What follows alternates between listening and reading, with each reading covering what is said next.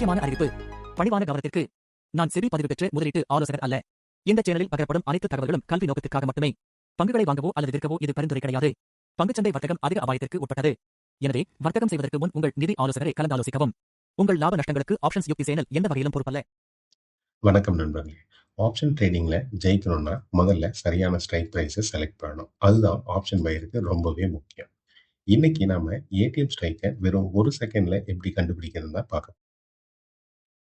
முதல்ல ஏடிஎம்னா என்ன?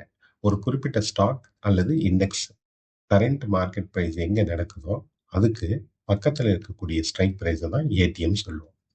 உதாரணத்துக்கு நிப்டி 50 இருக்கும். நிப்டியில ஒவ்வொரு ஸ்ட்ரைக் பிரைஸ்க்கு இடையிலையும் 50 புள்ளிகள் வித்தியாசம் இருக்கும். இந்த 50 புள்ளிகளுக்கு மிட் பாயிண்ட் சொல்லக்கூடிய 25 பாயிண்டை நம்ம பிரிச்சுக்கலாம்.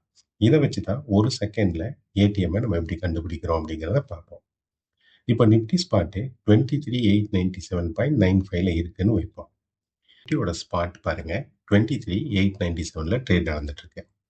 23,875க்கு மேல இருக்கா நிப்டி அல்லது 23,875க்கு கீழே இருக்கா நிப்டி?